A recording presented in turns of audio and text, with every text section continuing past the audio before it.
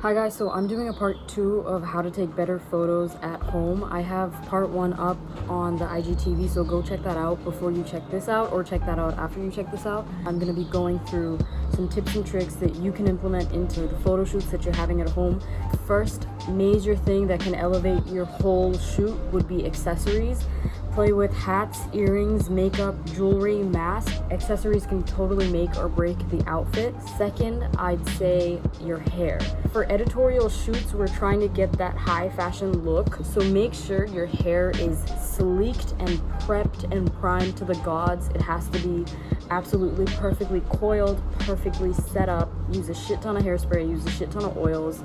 Look at alternative hairstyles. So don't stick with the basics, don't really stick with how your hair would naturally be. Add volume, layers, and texture to it. Really get experimental with it, add volume to your hair.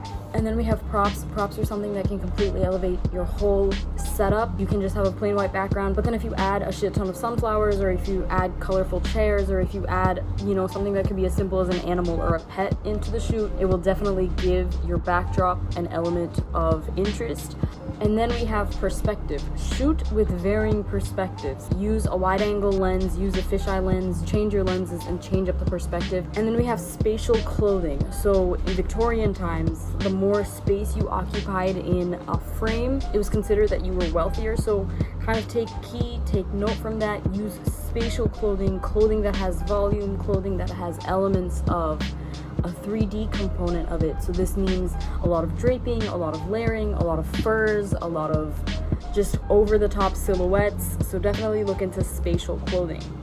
And then we have reflectors. Reflectors are something a lot of people don't really use. I didn't really use it until very recently.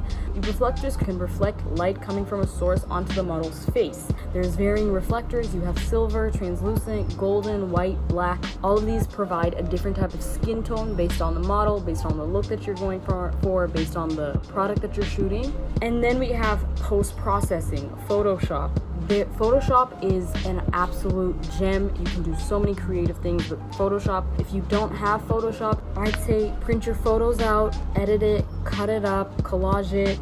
Don't be afraid to go in and, even sketch certain things in.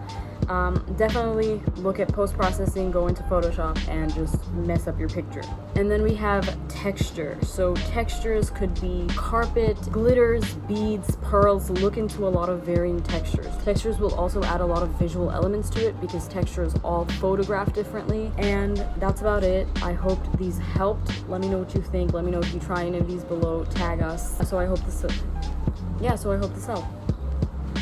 I don't know how to end it. Like, the ending's always really weird. Bye. Bye.